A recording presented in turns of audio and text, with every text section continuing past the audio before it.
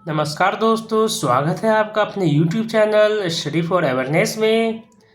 पिछली कक्षा में हमने पढ़ा जैन धर्म के बारे में और अब पढ़ेंगे हम बौद्ध धर्म के बारे में। चलिए दोस्तों शुरू करते हैं।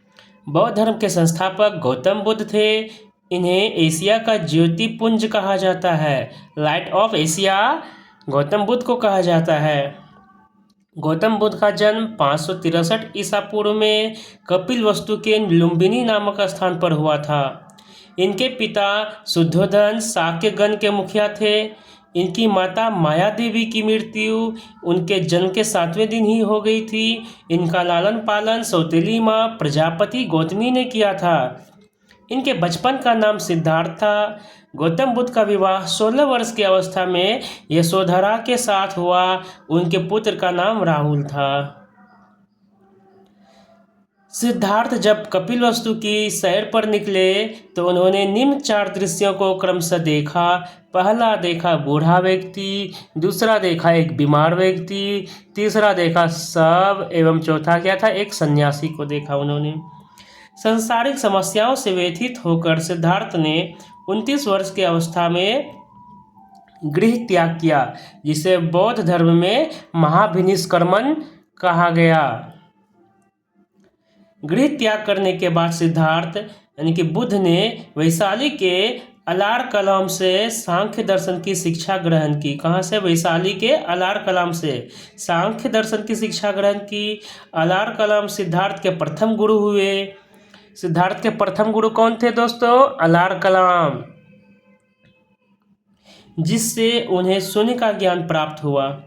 अलार कलाम के बाद सिद्धार्थ ने राजगीर के रुद्रकराम पुत्र से शिक्षा ग्रहण की। अलार कलाम के बाद किसके साथ? राजगीर के रुद्रकराम पुत्र से शिक्षा ग्रहण की, जिससे उन्होंने योग का ज्ञान प्राप्त किया।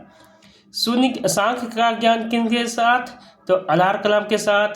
और योग का ज्ञान किससे प्राप्त हुआ? तो राजगीर के रुद्रकराम पुत्र से।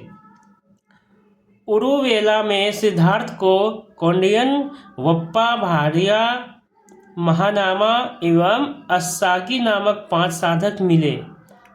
उरुवेला में सिद्धार्थ को कौंडिन्य,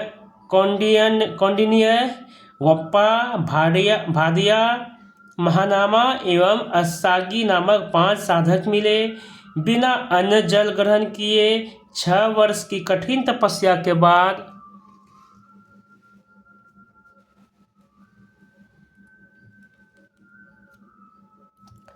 बिना अन्न ग्रहण किए 6 वर्ष की कठिन तपस्या के बाद 35 वर्ष की आयु में वैशाख की पूर्णिमा की रात निरंजना यानी कि फल्गु नदी के किनारे पीपल वृक्ष के नीचे सिद्धार्थ को ज्ञान प्राप्त हुआ। 35 वर्ष की आयु में पूर्णिमा की रात, वैशाख की पूर्णिमा की रात निरंजना यानी कि फल्गु नदी के किनारे पीपल के वृक्ष के नीचे, समझ गए दोस्तों, इनको ज्ञान प्राप्त हुआ। ज्ञान प्राप्ति के बाद सिद्धार्थ बुद्ध के नाम से जाने गए। वह स्थान बोधगया कहलाया। बुद्ध ने अपना प्रथम उपदेश सारनाथ यानी कि ऋषिपत्तनम में दिया, जिसे बौद्ध ग्रंथों में धर्मचक्र प्रवर्तन कहा गया। इनके गृह त्याग करने को महाभिनिष्क्रमण कहा गया और ज्ञान प्राप्त करने को धर्मचक्र प्रवर्तन कहा गया। प्रथम उपदेश को धर्मचक्र प्रवर्तन कहा गया। बुद्ध ने अपने उपदेश जनसाधारण की भाषा पाली में दिए। बुद्ध ने अपने उपदेश कौशल, वैशाली, कौसंबी व अन्य राज्यों में दिए। सर्वाधिक उपदेश कौशल देश की राजधानी श्रावस्ती में दिए हैं। इनके प्रमुख अनुयायी शासक थे बिंबिसार, प्रेषणजीत व उदयन। बुद्ध की मृत्यु 80 वर्ष की अवस्था में 483 ईसा पूर्व में कुशीनगर, यहाँ पे गलत लिखा गया दोस्तों, कुशीनारा लिखा है, यह कुशीनगर होगा, देवरिया उत्तर प्रदेश में चुंद द्वारा अर्पित भोजन करने के बाद हो गई, जिसे बौद्ध धर्म में महापरिनिर्वाण कहा गया।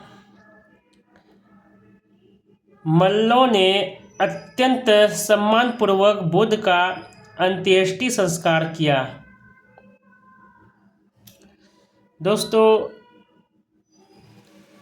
कुछ इम्पोर्टेंट फैक्ट रह गया है, उनको पढ़ता हूँ मैं कि बुद्ध के जीवन से संबंधित बौद्ध धर्म के प्रतीक क्या क्या थे। घटना और प्रतीक: जन्म का प्रतीक कमल एवं सांड। गृह त्याग का प्रतीक क्या है? घोड़ा। ज्ञान का प्रतीक पीपल यानी कि बोधि वृक्ष। प्रथम उपदेश चक्र है उनका प्रतीक। निर्वाण का प्रतीक पद चिन्ह है और मृत्यु का प्रतीक स्तूप है। एक अनुश्रुति के अनुसार मृत्यु के बाद बुद्ध के शरीर के अवशेषों को 8 भागों में बांटकर उन पर 8 स्तूपों का निर्माण कराया गया। बुद्ध के जन्म एवं मृत्यु की तिथि को चीनी परंपरा के कैंटोन अभिलेख के आधार पर निश्चित किया गया। बौद्ध धर्म के बारे में हमें विशद ज्ञान त्रिपिटक, जो कि विनय पिटक, सूत्र पिटक व अभिधम्म पिटक से प्राप्त होता है। तीनों पिटकों की भाषा पाली है। तीनों पिटकों की भाषा कौन सी है? पाली है। थेरवाद मत की पाली त्रिपिटक सबसे पुराना है। सूत्र पिटक में बुद्ध के धार्मिक सिद्धांतों को संवाद के रूप में संकलित किया गया है ना। बुद्ध के ज्ञान को संवाद के रूप में कहाँ पे संकलित किया गया है? तो सूत्र पिटक में। विनय पिटक में संघ के भिक्षु एवं भिक्षुणियों के लिए बनाए गए नियमों का संग्रहण किया गया है। विनय पिटक में क्या है? तो नियम है, भिक्षु और भिक्षुणी के लिए बनाए गए नियम है।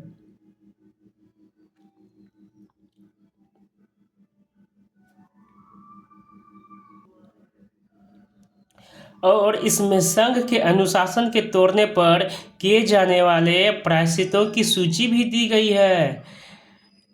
अभिधम्म पिटक में, सूत्र पिटक में वर्णित सिद्धांतों के सुव्यवस्थित अनुशीलन के लिए आवश्यक सूचियों के सारांश तथा प्रश्नोत्तरी का समावेश किया गया है।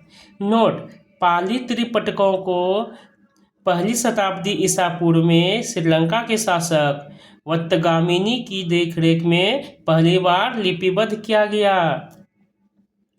सूत्र पिटक के 5 निकाय हैं: दीघ, मध्यम, संयुक्त, अंगुत्तर और खुद्दक। बुद्ध के पूर्व जन्मों से जुड़ी जातक कथाएं खुद्दक निकाय की 15 पुस्तकों में से एक है। खुद्दक निकाय में धम्मपद यानी कि नैतिक उपदेशों का पदात्मक संकलन, खेर गाथा जो कि बौद्ध भिक्षुओं का गीत है, और थेरी गाथा जो कि बौद्ध भिक्षुणियों की गीत है। बौद्ध धर्म मूलतः अनिश्वरवादी है। इसमें आत्मा की परिकल्पना भी नहीं है। बौद्ध धर्म में पुनर्जन्म की मान्यता है। बौद्ध धर्म में पुनर्जन्म की मान्यता है।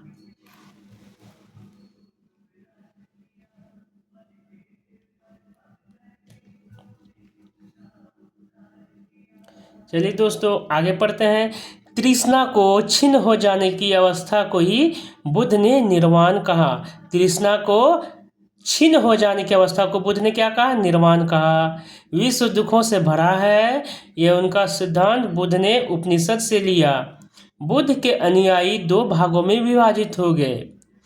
पहला है भिक्षुक, बौद्ध धर्म के प्रचार के लिए जिन्होंने संन्यास ग्रहण किया उन्हें भिक्षुक कहा गया। और दूसरा है उपासक, गृहस्थ जीवन व्यतीत करते हुए बौद्ध धर्म अपनाने वाले को उपासक कहा गया। बौद्ध संघ से सम्मिलित होने के लिए न्यूनतम आयु सीमा 15 वर्ष थी। बौद्ध संघ में प्रविष्टि होने को उपसंपदा कहा जाता था। बौद्ध धर्म के त्रिरत्न है बुद्ध, धम्म एवं संघ।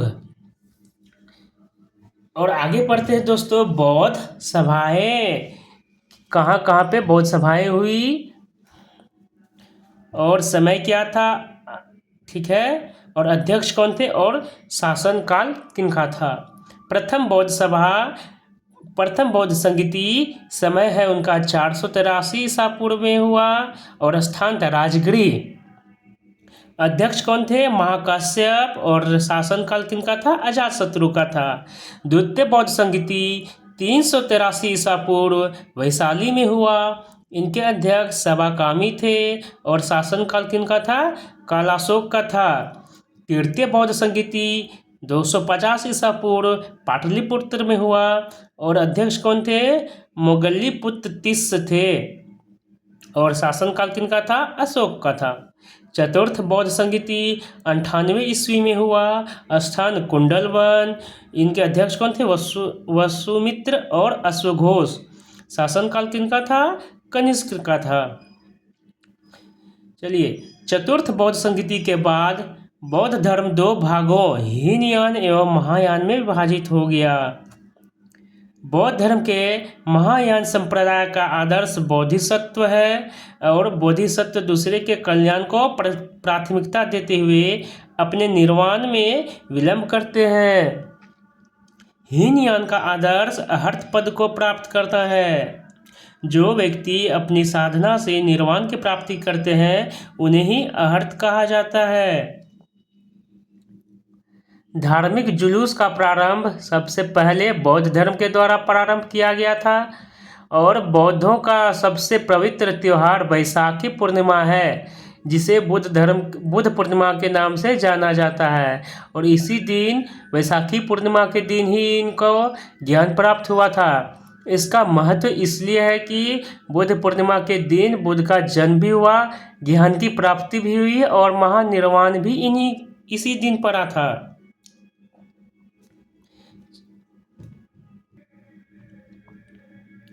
बुद्ध ने सांसारिक दुखों के संबंध में 4 आर्य सत्यों का उपदेश दिया।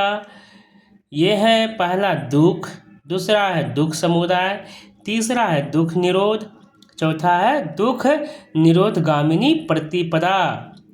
इन सांसारिक दुखों से मुक्ति हेतु बुद्ध ने अष्टांगिक मार्ग की बात कही। ये साधन है सम्यक दृष्टि, सम्यक संकल्प, सम्यक वाणी, सम्यक कर्मांत, सम्यक आजीव।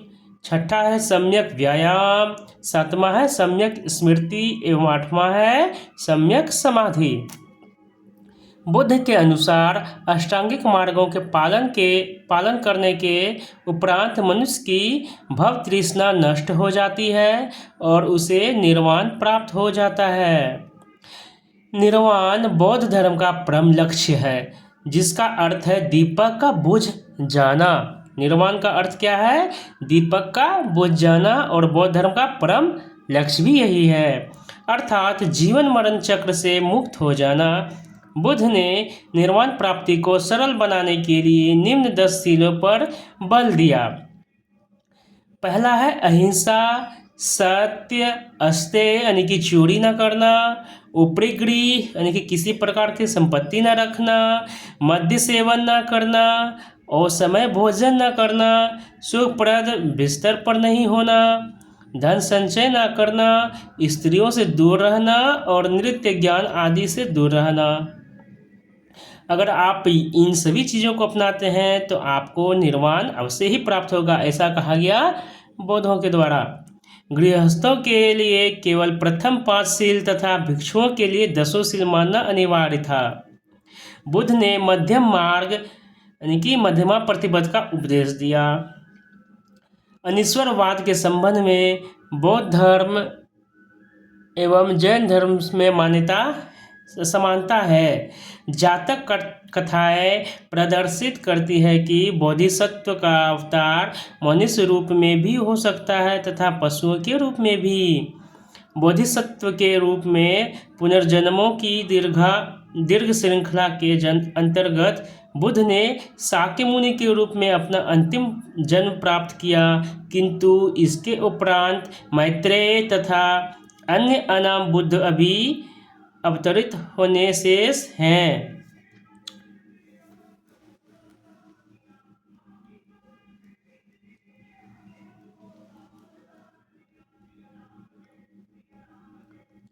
सर्वाधिक बुद्ध मूर्तियों का निर्माण गांधार शैली के अंतर्गत किया गया, लेकिन बुद्ध की प्रथम मूर्ति संभवतः मथुरा कला के अंतर्गत बनी है। तिब्बत, भूटान एवं पड़ोसी देशों में बुद्ध धर्म के प्रचार पद्मसंभव यानी कि गुरु रिंपाचे ने किया। इनका संबंध बौद्ध धर्म के वर्जियान शाखा से था।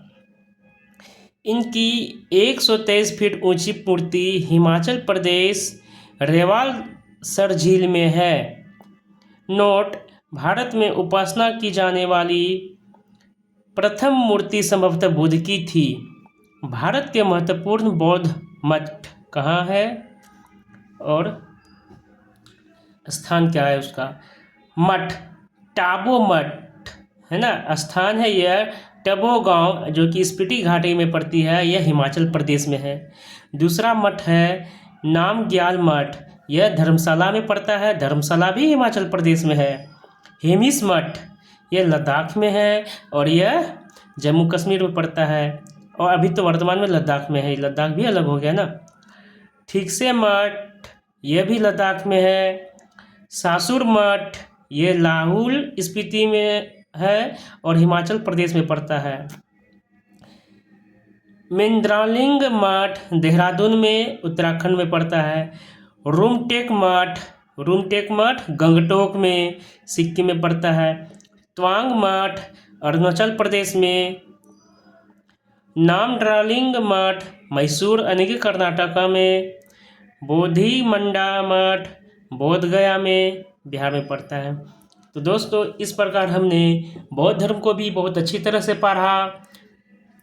यहाँ से क्वेश्चन एग्ज़ाम में आपको जरूर ही मिलेगा, प्रायः यहाँ से क्वेश्चन पूछा जाता है बौद्ध धर्म से, जैन धर्म से।